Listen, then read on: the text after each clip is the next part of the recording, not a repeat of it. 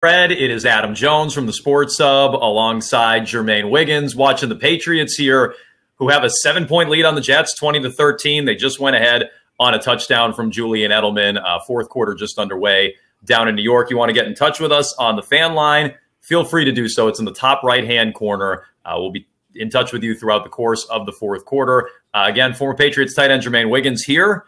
Wiggy, not exactly how the Patriots drew this one up, especially coming out of the bye week, a bunch of silly plays, a bunch of plays left on the field, and the Jets are somehow still hanging around with, a quarterback off the scrap heap, basically.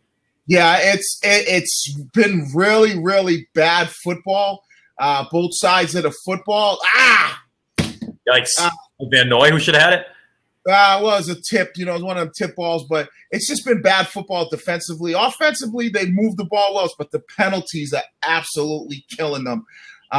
It's just, to me, coming off of bye week, this is just a shitty game that you put yourself in a position where you're in jeopardy of potentially losing this football game. And we normally don't see Bill Belichick teams play this way after a bye week. Okay, so you've been in there following bye weeks. You know Bill. You know what frustrates him. I would imagine, just given what I've heard over the years, that penalties would frustrate him. Why do you think a performance like this, and there's a sack, by the way, by the Patriots? Why? I think the biggest thing, to going back to your question. Yeah. Like, what about a performance like this, especially on the bye week? He's emphasizing all these things, and it still falls on deaf ears. So what does that get out of Belichick? What kind of reaction does that get? Bill is, believe me, the Monday morning meeting, Bill is going to have plays. He'll put up his plays, and he'll go through the plays with the team, about 25, 30 plays, depending on how it is. And just like he'll point out, obviously the bad plays or the mistakes. But, when you start talking about the penalties and maybe the dumb penalties, penalties that weren't called, it's one thing if it's like one of those penalties where you get in a position and it's like, maybe you can live with that penalties. But a lot of these penalties have just been bad, blatant technique. And Bill's, he's going to put them through the ringer for this one. Okay, so we'll get more thoughts on everything that's unfolding on the field. Patriots about to get the ball back. Jets have had a bunch of stupid plays too. It's not just the Patriots who have had a bunch of stupid plays with all the penalties. Jets just could have pinned the Patriots inside their own 2 or 3 yard line. It falls into the end zone. So Patriots will pick up at the 20-yard line on top, 20-13, early in the fourth quarter with the Jets hanging around. And speaking of the Jets and their stadium down in New York, I believe we have someone joining us on the fan line from the game, Wiggy. I don't know if this is a first. I haven't done a ton of these. I don't know if you usually get people from the game, but we have Andrew in Lowell in New York. What's up, Andrew? How you doing, boys? Great, I guess. Yeah, it's rocking here.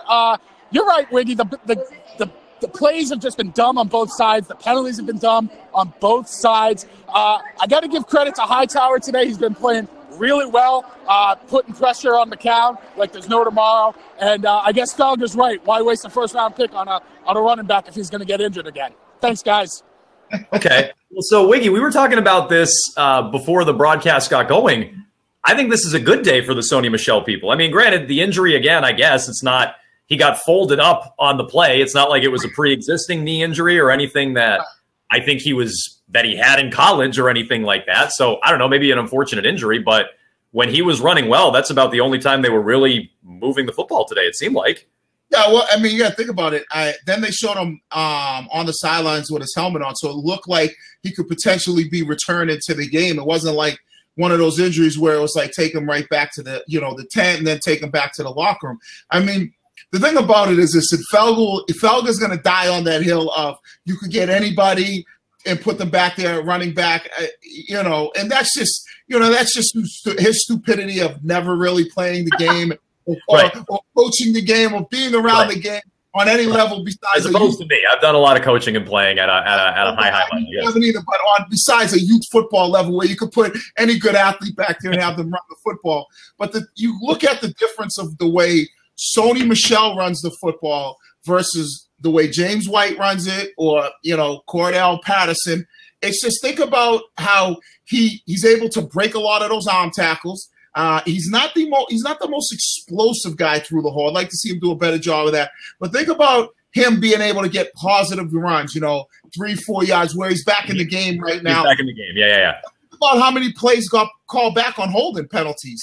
Yeah. Well, again, the Patriots have at least 10 penalties. Maybe I've missed 1 or 2 here since the fourth quarter got going. Here you go. Sony Michel right on cue, Wiggy. Good job, Wiggy.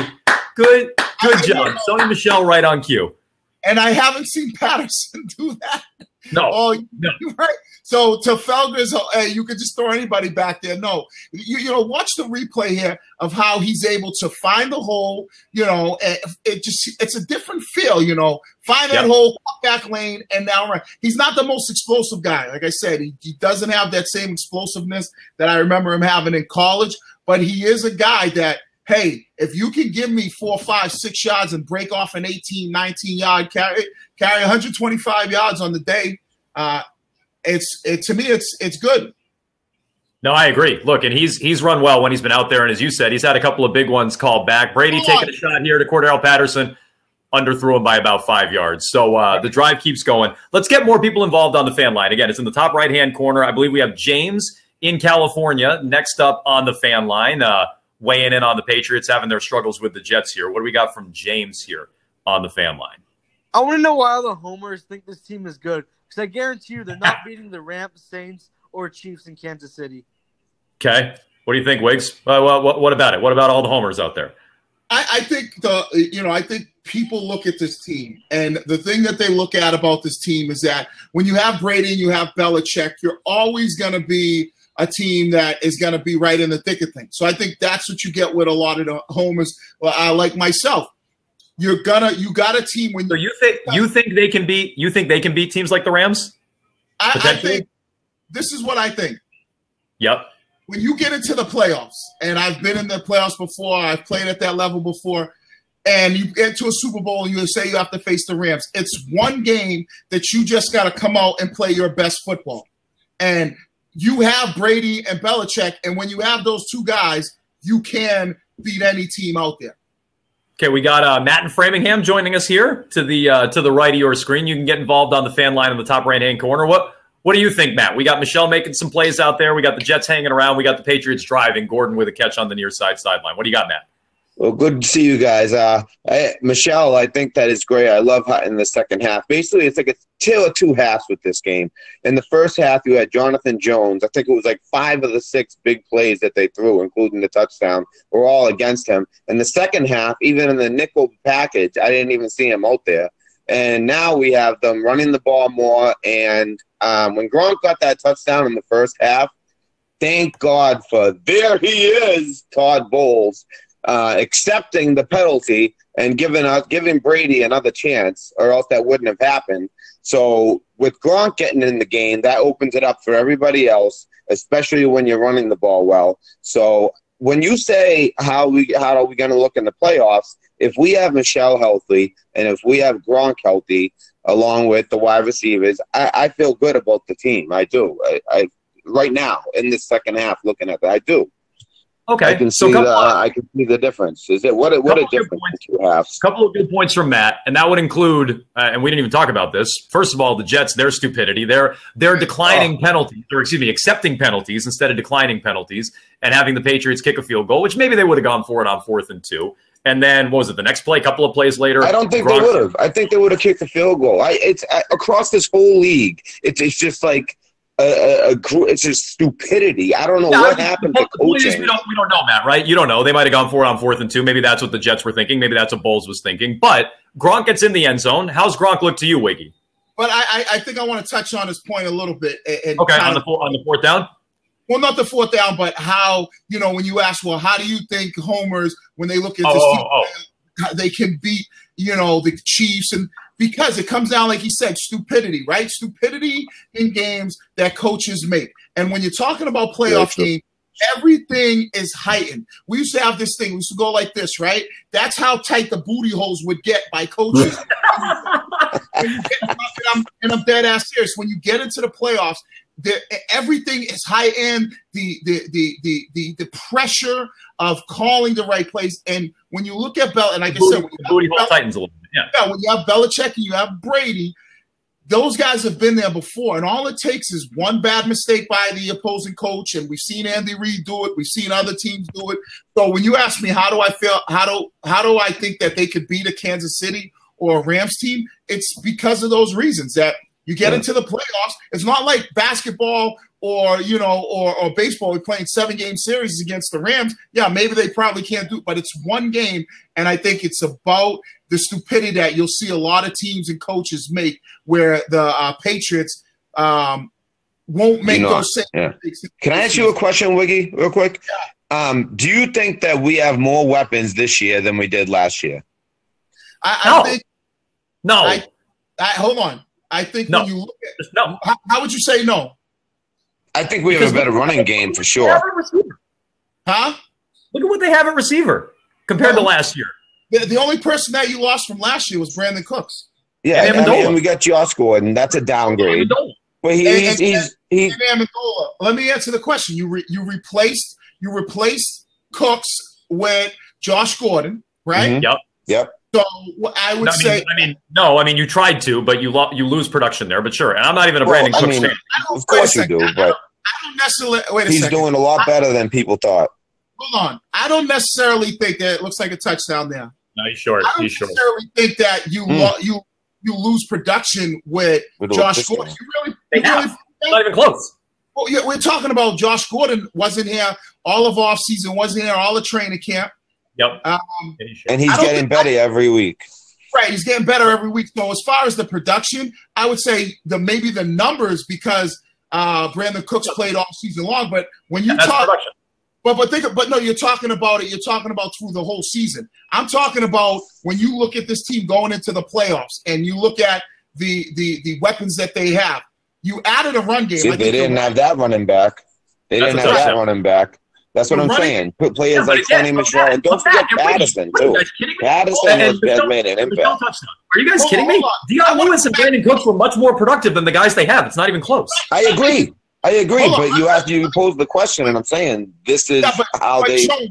Well, Wiggy's basically doing it, but he's doing a good job of explaining. I'm telling Jones because really he's not understanding right now. You're not making any sense. When you asked me the question, you asked me the players that you have this year offensively versus the players that you have from last year, and I'm not talking about production as far as what they've done throughout the whole season. I'm talking about when you look at this roster going into the playoffs, do I feel like your offensive roster is better this year than last year?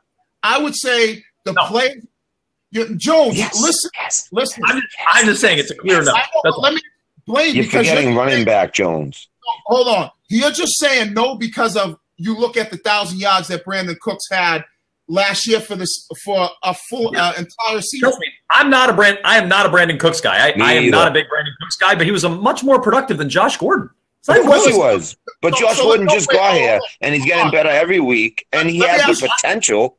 You're right. Yeah. But then throw in Patterson, and then don't forget about the running backs. Now we got Sonny Michel. What did we have last year? Let me ask you this question, Jones. And James White. You don't know the numbers, but I'm going to look them up right now.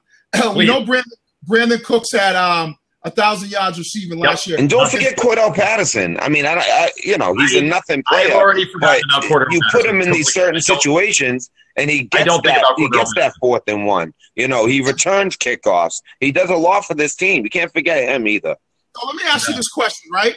If Josh Gordon was here for the training camp, OTAs like Cooks was, do you think he would put up the same numbers that Brandon Cooks put up last year? No. How could you say that? You know what he's because you don't know that he's going to be on time for anything and not get suspended. The league's going to crack down on him. Has he gotten in trouble? Has he done it? He's been good since he's been here. I was young. As soon as he came here, Felder was telling me, Matt, no, this guy's going to get in trouble. This guy's going to get in trouble. And I said, no, I really think he can change his life around here. He's been late to multiple meetings. I'm sorry. Yes, because you're talking over me. He's been late to multiple meetings. Listen, okay. No. Listen. Okay. Let's base it off. Let's base it off fact, not like Felder likes to say fact and not opinion. Here's the fact. Here's the fact of what it is, right? Josh Gordon got here. He's been here for 1, 2, 3, 4, 5, 6, 7, 8 games. 8 games. Excuse me. He has 477 yards in 8 games. If he was there, so he's on pace. He's on less pace than 1,000 yards. Yeah. For less than 1,000 yards, but he's been here less games. So exactly. if he would have been here for all the offseason, all the OTAs, and all the training, do the math. You asked the question. The question is production. If Josh Gordon is here for a whole year, he's just as productive as Brandon Cooks. Yeah, that's wise. Yeah. And to me, he's a bigger playmaker than Brandon Cooks is for the Patriots. Now, Brandon Cooks did was run down the field. That's it. I'm not a Brandon Cooks fan. Now Brandon Cooks is having a better year with the Rams, but in the Patriots, you know who else is Cyrus Jones? He just returned a pick 6 with Baltimore. Cyrus Jones. Okay. So Matt and Framingham, we appreciate the dialogue. We're going to let you go. We are seeing, by the way, the Patriots touchdown has been taken off the board. I thought that was a touchdown by Sony Michel. It's still 3rd and goal. I would imagine you get 2 more cracks at it here, Wiggy. You punch it in. But again, they do take that touchdown off the board. So for the time being, 20-13, and Michel walks in with the second touchdown, or the second go at the touchdown. So Patriots do end up making it after all that 26-13 with an extra point on the way. Really believe in your mind from watching these 2 players play that you really believe that Brandon Cooks is more of a playmaker than Josh Gordon is in this offense. That's a touchdown. Yeah. That one. I thought the first one was a touchdown, but yes, I agree that's a touchdown. And yes, I think Brandon Cooks made more plays last year. What tells you that? From watching them, both of them play, and the Patriots offense, what tells you that? Is Josh Gordon explosive? Was Brandon Cooks explosive last year? Yes. He was. I think the only thing he did was explosive plays. I think something Gordon does better is work his way back to Brady. I think you saw that early on in the game. I think he's a more physical receiver than Brandon Cooks. Right. But I think Brandon Cooks was better last year. And again, I'm not even a big Brandon Cooks fan. I'm asking you the simple question. Listen to the words that are coming out of my mouth. Yeah, I've answered it like 5 times.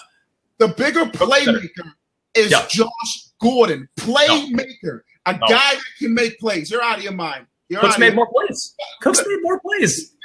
He made more plays because he had the longer season. He had the longer season. Well, by week 4, he won them a game last year against the Texans. So I don't know. It didn't take him a whole season to make a play.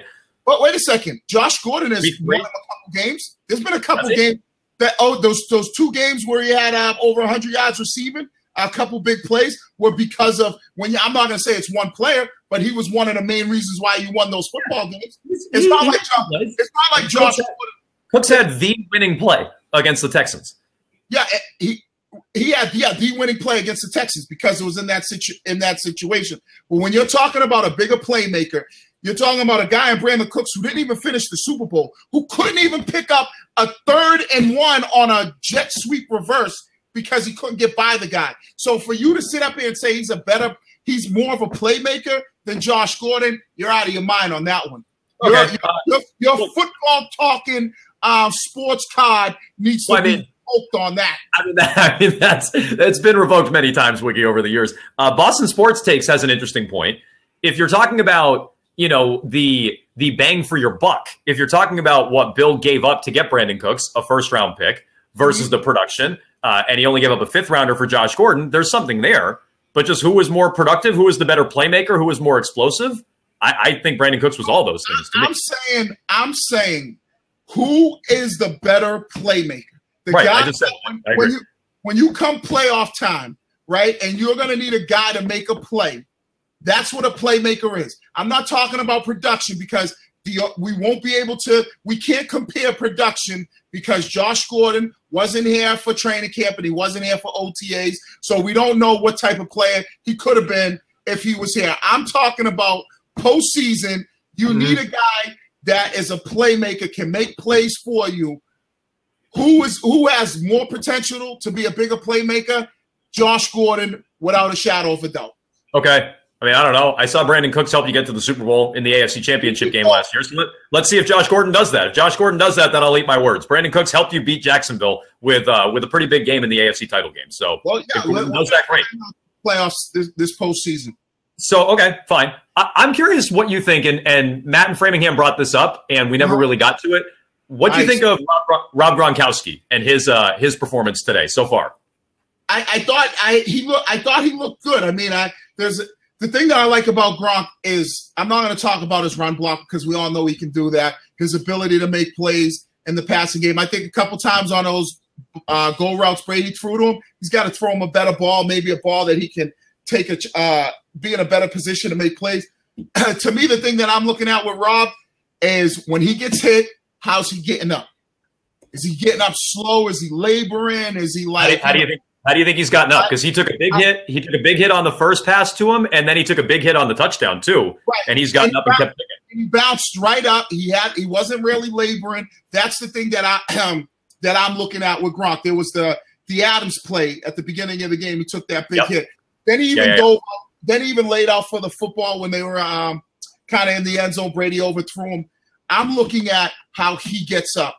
That to me shows more than any plays that I see with Rob on the field. Is they're slowly going to have to get him back into the offense, and that will come with time. But to me, it's how does he look after he's getting hit? When he got tackled, remember he caught that ball, Josh Adams cut him right down, bounced right back up, did a little bit of talking. He didn't have that like laboring, what the fuck, another penalty. Another penalty. To me, those are the things that you should be looking at with Gronkowski. Is not about him playing, but how does he look after the play? Remember we saw a couple weeks ago, he's like taking forever to get off he's like me getting off the ground if I was playing. I've seen you get up. You got up pretty quick. Don't shortchange yourself there. That's when I played. I'm talking about now. Yeah. I see. I'm going to pick a quarter up off the ground. So that's the 11th penalty on the Patriots. They're holding on the kickoff return. We're midway through the fourth quarter. Patriots up 2 touchdowns now after that Michelle touchdown after it was overturned, and then he got back in on the third down. So 7:27 to go. Patriots up 2 touchdowns. Still a lackluster performance out of this Pats team. You mentioned the penalties earlier. Wiggy, what do you think of some of the play calling? You mentioned some of the plays down to Gronk in the end zone. That would include a couple of fades. I don't know how you feel about that. In general, is their best way to attack a team like the Jets? It seems like they were moving the football down the field fine, mixing in the running game, getting Edelman involved, and then they take a couple of shots on fade routes to Gronk. They kind of stalled out. Well, the thing I think about the play calling, and I've said this about Josh McDaniels in the past many times, is he kind of goes into this funk of like you start watching the game and you're like, dude, what is you doing? Like the 2 passes that he threw to James White in the flat, like on first and second down when they were in the red zone. I think it might have been in the third quarter. I'm thinking like, and I don't know if that's play calling or just Brady going there and making some of the decisions. But there are some times where, Josh, we've seen this before, we kind of gets into this funk of like you started head scratching, like, why the hell did you call that? I don't mind the fade routes with Gronkowski because what it does, and we saw it in the game, is now you're concerned about that. And Julian Edelman's play came off of Gronk running a fade route. So now that opened up that whole side of the field there. So I don't mind that. I would just like to see Brady now, once he gets the time back, give Gronk a better ball that he can make a play on, a little bit more high and outside. A couple of those balls were inside for him. And then the other one bounced.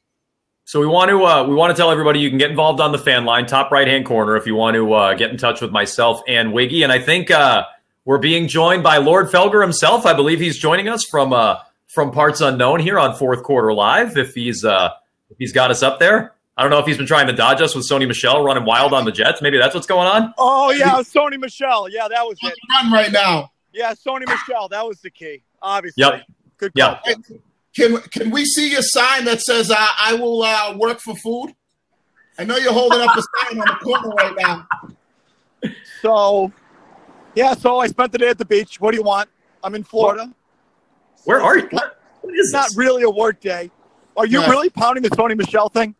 Come on, Felger. You got to listen. You gotta look at what he's been able to do for you in the run game. So yes, pounding the Sony Michel as he rips off another one. You running back people are so funny. How about the last month I had to hear about fucking Cordell Patterson. I had to hear about Patterson for the last month. Not for me. Not for me. Not for me. I've always been, you need a good running back in the sense of somebody that is a traditional running back like a Sony Michel. And I've always said that this team looks different with Sony Michel on the field because it opens up play action and opens up a lot of things for you. Yeah. All right, so we go right back to this. We like talking about the running backs, you fucking fantasy players and you dorks, you college football dorks. It doesn't matter who the guy is back there. You're a non-factor. How many games do you have to watch before you realize that? Well, how come their offense struggled without him? How come the offense went from going 43 and 38 and 38 to dropping off a cliff? I think they all look kind of the same. I don't know. What, you thought the offense was great today? No, I don't think the offense. No, I don't think that. I think he was the best player on offense. It was a 13-13 game in the fourth quarter. You're talking like now, wait, he's opened up the – wait, hold on. So you're saying now Sony Michel's like opened up the whole offense? Are you kidding me? No. He was just their best player on offense today, and he did open up the offense weeks ago when they were hanging 43 and 38 weekly. That's what I'm saying. I don't know about Wiggy, but that's what I'm saying. Give it up. Jones, listen, Jones, if you want to watch college football, go ahead. Watch college football and dork out to the SEC. No, it looks like you've been watching the Patriots game. But don't tell me that, like, Sony Michel came back today and all of a sudden they're a different team. The offense looks to me as decent as it has, meaning it's not great. It's just sort of there. It's fine. It's not as good as it's been in the past. I'm saying this. I'm not going to – what I'm saying is that the offense is different, and it's a better offense with Sony Michel because he gives them a running game. Without him, they have no running game. With him, they got a guy that can get you, 96, 95, 100 yards. And without Sony Michel, they cannot give you that. When you don't have that, you don't have play action. And that's just part of it. So I'm not saying Sony Michel is the reason why you win football games, but he is the reason why you have a running game. Yeah, if I had a better camera angle, you'd see me rolling my eyes. So this is what I'm coming back to tomorrow. We talk about the fucking running back. You're kidding. What is? Let's talk about the camera angle for a second. What is this camera angle? I'm walking home from the beach. So I told you he's asking for change on the corner. And so every time I talk, I'm putting the phone up to my mouth so you can hear me. I'm holding it like a pizza, which is how people just talk. That's very courteous. So people want to know, are you coming off? You're coming off a Thanksgiving bender? Is that what's going on? That's what the people want to know. Yeah, a little bit. Yeah, it's kind of like that. A bender, like my benders aren't exactly. We're not talking about like Mick Jagger here or something. Keith Richards. A couple light beers, Jones. Constitutes a bender for me now. Felger, I will say this to you, and I know that you'll die on the hill, and you've said it. Having a running back definitely adds to your team. I don't care what you say. Okay, well let me ask then. If it's not the running back, and that's fine, what's your big takeaway today? The Patriots played dumb. They had a million penalties. They still have plenty of problems. What's your problem or what's your issue or takeaway coming out of this game? So I thought it would be a hard game. Right, so I'm not going to rip them because I thought the Jets would give them a game. Coming off, the Jets had gotten blown out like the week before, 2 weeks to think about this stuff. And so I thought it'd be a hard game. It's a division game. I'm not going to rip them for it, but I still don't look at the team overall on either side of the ball and say, boy, they're loaded for bear and they're looking good and hitting on all cylinders, like not even close. I sort of feel like they're a below average Patriots team, right? By their own standards, they're a below average Patriots team. That still makes them a top 5, 6 team in the NFL, but by their standards, this is not one of their great teams, and this is just another indication of it. What do you think of Gronk today, Felger? So I thought that he showed tremendous ball getting hit on that first third down where he got throttled on the sidelines. Yep. And then the touchdown on the next play, or the next drive rather, was just a fucking amazing throw and catch. Except, how dumb are the Jets to not decline that penalty and put him in 4th and 2 and let him kick the field goal? You're going to give Brady another chance? That was just so stupid by the Jets. But I thought, when he dropped that ball on the sidelines after the hard hit and then came back on the next series and scored the touchdown, I thought that was balls. But I don't know. What's he been since then? Are we – I don't know. He's still not the same guy, right? I mean, he is up to now on the day 3 for 56. I might be behind up. Yeah, 3 for 56. He's been targeted about seven times. But I think that's going to come, and I was telling Jones this. For me, the biggest thing from watching Gronkowski today, all right, as he puts a stogie in his mouth, right? The biggest thing for me is I watch. That's the Pat's victory cigar is what that is, yeah. What I watch with Gronkowski is how does he bounce up after those big hits? Is he laboring? Is he laying on the ground? Or is he bouncing back up and he's heading to the huddle and he's showing? What'd you say? And I thought he did well. I thought he bounced back up. I saw him talking a little bit to the players, like trash talking. And that was to me, that was the thing that I looked at. And I said, okay, here's a guy who's got hit a bunch of times. He went down hard a few times, and he bounced right back up. And ultimately, Gronk will get – I mean, he'll probably never get back to the Gronk we've seen. But being able to give you something in the red zone where you have to worry about this guy and you have to roll coverage to him, I think when he is healthy, teams have to be concerned with that. All right, so you guys can take your pants off and jerk each other off to the running back. Let me tell you what I thought was far, far more important. That's what I've been asking. The stuff over the middle of Edelman, I thought Edelman's touchdown in the second half, that was an old school, easy touchdown. It was it was third and long, or it was a long down and distance, and Brady threw it underneath, and Edelman still picked it up and scored the touchdown easy. Yeah, I thought the third and 10 to Josh Gordon on their last touchdown drive. Those are the things I look at when I see Brady connecting to the middle over the guys, connecting over the middle to the guys like Edelman and Hogan, and then Gordon on 3rd and 10. That's what's going to win him. To me, that's the important stuff, not the stupid fucking running back. So, I saw those little pickups to those players where I felt Brady was in rhythm, over the middle, his sweet spot, his preferred players, and then Gordon getting involved on a big possession catch. Those to me were the big takeaway plays, the important plays for me. Do you want so we got a question on the fan line earlier from Matt in Framingham, and maybe he's asked you guys this on the show during the week. I don't know, so perhaps you've answered it already, but he wanted to know, and Wiggy and I got into a big debate about this offense versus last year's offense, which really turned into a Cooks versus Gordon sort of debate. If you had to take last year's offense versus this offense, highlighted by Gordon versus Cooks, which way you coming down in that debate? So I don't have the numbers in front of me, but it feels like last year would be much better. I mean, yeah, Gronkowski last year was a fucking force end to end, right? He missed 2 games, right? And otherwise was a dominant force. What do you mean, right, Wiggy? No. The question wasn't asked. See, listen, here's the Prince of Darkness wording the question. We've been arguing about this, and he said he's taking this year's offense over last year's. You answer it, and he's like, yeah, right, yes, right, yeah, that's what I said. Hold on 1 second. I'm walking in my backyard. Just hold on. Hold on, because that wasn't the question, Adam. That was not the question. The question was very simple. What the guy asked, he asked the offensive players, and then we got into I don't know what this dude's doing, man. Whatever he's doing is shaky down there. All right, I told you I'm walking to the backyard. Stand by. Go ahead. So here was the real question, because it looked like you were already in the back. If you weren't in the backyard before, where were you? I was in the front yard. It's in the menagerie. Excuse me. Sorry. Felger, here was the real question that we got down to, because fucking Jones took the words and just twisted it up the way he wanted to.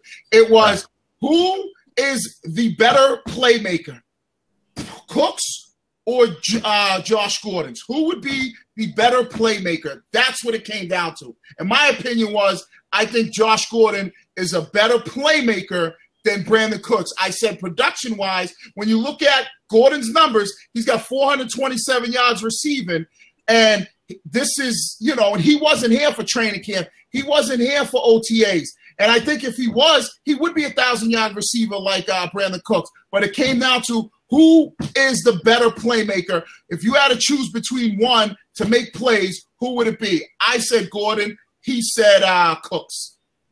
I'd rather have Cooks.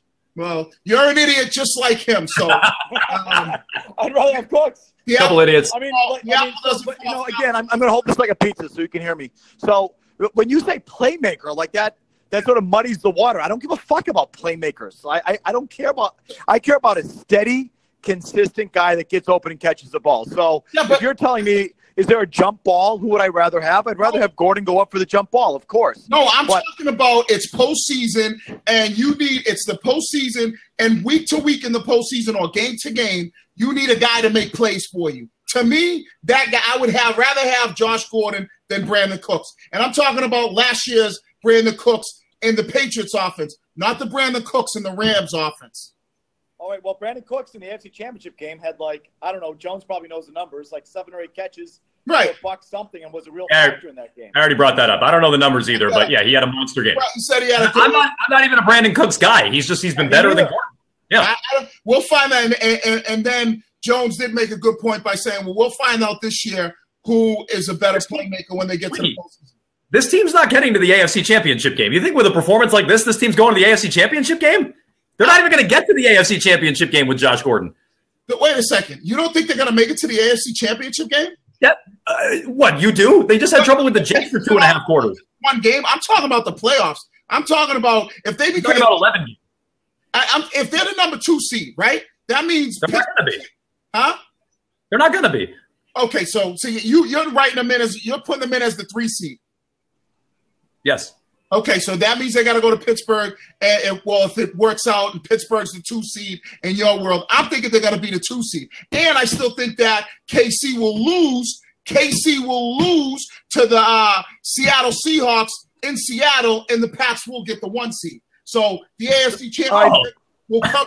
So let me jump in here again. I'm holding like a pizza. That's why you can't see me. I want you to hear me. They're the ones. I'm with Wiggy on this. I still don't think this is a great Patriots team. But I have no faith in the rest of the shit bums in the AFC. I have no faith that the Chiefs and Andy Reid are going to take care of business when they need to. I have no faith that Pittsburgh will win all their games like they should. Pittsburgh is always good for getting ahead of themselves and getting too cocky and too confident and then blowing a game. So I think the 1 seed is entirely in play. I think the 2 seed is entirely in play. And I still don't think this is a great Patriots team. But I think you could absolutely, Jones, get home games and easily be right in the AFC Championship. I would say 2 seed is possible. I'm not wagering on them getting the 2 seed, especially with the 3. They just struggle with the Jets all day. They have Minnesota and Pittsburgh and at Miami coming up. So I'm not saying they lose all 3, but you probably drop at least a game in there. I doubt they catch Kansas City. They still have to catch San Diego too /LA. And so maybe they get the 2 seed. Maybe. I don't think they're getting. Hold on. So you're putting. Wait a second. This is you are the biggest troll out there. You're gonna sit here and go. You would put more faith if they have to catch the Chargers, and just because you're basing it off of this one game. I was talking about seeding. Hold on. Now, granted, this hasn't been their best game, right? And they're still basically. I didn't have not one doubt that they would lose this game. They'll have a few hiccups. But they'll still win games. But to put faith in the Pittsburgh Steelers, the San Diego Chargers, you're out of your mind, Jones. When you look at it in Felger, I never agree with Felger, but this is the one thing he said that made sense in all of his time speaking was the AFC is the shittiest conference out there, and the Pats, all they got to do is basically play the way they play, and they're going to beat everybody. They're going to go to – they own Pittsburgh. Like Tennessee. Oh my God! Here we go. It's kind of like Tennessee, like Detroit. Okay, all right. Granted, they got to lose a couple games, Jones. They can't go undefeated every year. They're gonna lay a few eggs. I just think they're gonna lose one of them early in the playoffs. Okay, mark my words. They'll be the 1 seed. All right, marking. What's today? Right after Thanksgiving. Wiggy says 1 seed. Okay, good. I'm gonna put it on my fridge. November 25th. He turned 16. Mark the word. So again. I'm with Wiggy on everybody else. Like those teams I don't have any faith in. Do I have faith that Gronkowski's going to stay healthy all year? I don't. Do I have faith? So let's go back to your stupid running back. Oh, my God. Every time the wind blows, he's down and out. So when they needed that big, what was it, the 3rd and 1 or the 3rd and goal, they handed it back off to fucking Cordell Patterson. Well, no, that was your superstar running back. The other one, Michelle, you rely on the running back? Hey, hang on. One fourth down, they gave it to Patterson. The other 3rd and goal, Michelle ran it in for a touchdown. No, I thought they called it back. They did. Then he ran it in on the next play. Oh, I see. So how many practices is he going to get? They gave it to him back to back. Yeah. Right. I don't know. Let me look at. Hang on. Let me just do the math again on how many cracks he's gotten. He's averaging 6.3 yards a carry for 133 yards and a touchdown. Hey, Jones. Jones. Hey, Jones. I will jump on you. I wish I had him in fantasy. I should have drafted him in fantasy. I'm an idiot for not drafting him in fantasy. Hey, think about how many plays got called back on Sony Michel by penalties. Oh yeah, that too. I didn't even gain all the yards. Fucking Trent Bond was holding somebody. Well, there was more than one holding penalty. So we're back to the running back. That's unbelievable. You children, seriously, children. You know what running backs are? They're like fake tits. It's like they're for kids. They're just playthings. Anyone could have them. They're not important. It's like, give me a break with your running backs. It's like this. Hey, fake tits. At least you have something versus no tits. That's a good point. If you don't have a Fair point. Well said. Right. If you don't have a running back, it's like having no tits at all. At least with a running back, you got something to hold on to. Fair point. Ooh, that's James. That's James White. That hurts us. That hurts us. That hurts us. Yep, that hurts us. He's not Whatever. going to stay healthy, guys. He's not going to stay healthy. Okay. Is Gronk your 41-year-old quarterback? No, right. Okay. I don't have faith in that. Again, Listen. Okay, I will say with the Gronk thing, there's definitely concern of him being healthy, but with the Brady thing, his health factor, I'm not going to put that because that's like anything. If the St. Louis Rams lose Jared Goff, are they the same teams? If Breeze gets hurt in New Orleans, they're going to be a different. So injuries at any position. Now, when you're talking about Brady hasn't been the guy that we've seen, deal with injuries. Now, Gronkowski, I will agree with you. I wouldn't put my money on it that he stays healthy. I just pray that he does. But with Brady, I'm not going to say, does your 41-year-old quarterback stay healthy? Because you could say that with any team in the league. So, listen, I got to go because my daughter's got to play some video game. What's your video game called? What is it? Roblox. She has to go play Roblox, so I have to give her my phone. Roblox, sweet. All right, thanks, Mike. Bye. Later. Bye. So he doesn't know what he's talking. He doesn't know what he's talking about, Wiggy. He's dug in. He thinks that his running back take is still cutting edge, which maybe 10 years ago that was cutting edge. He still thinks because it was a good strong take 10 years ago that running backs you can find them anywhere and they're not important. And by the way, you can find running backs anywhere. You also can find quarterbacks anywhere. I don't know if you know where the Patriots got their quarterback. It was called the 6th round, pick number 199 overall, but 10 years ago, that was a cutting-edge take. Now it's an outdated, antiquated take. He doesn't realize that. It's okay. Well, this is what he's kind of, hitching his wagon to, right? Because you see guys like Alvin Kamara, or you see guys like Kareem Hunt. Yes, there are plenty of those guys, right? Yep. That you look at and you go, why should I waste a pick on Saquon Barkley or, Sony Michel when I can get this production out of this guy? But the bottom line is you never know that you're going to get that type of production. But all I can tell you is this: when you have a running back and that is somebody teams have to worry about, your team is much more dangerous than if you don't have a running back. And let's not go to the Rams because the Rams got a very talented one in Todd Gurley that they spent the 1st round pick to get. Top 10 pick. Bingo. Big, huge win, by the way, for the Patriots. Before we let the people go, Wiggy, that's a Super Bowl t-shirt you got on? Yeah, this is from 52. 52. There you go.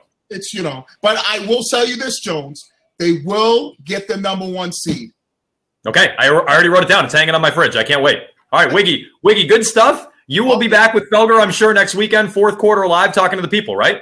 It depends on how much money he gets from hanging out on the corner down there in Florida with his son. It depends on if his daughter has to play rogue blocks or whatever. But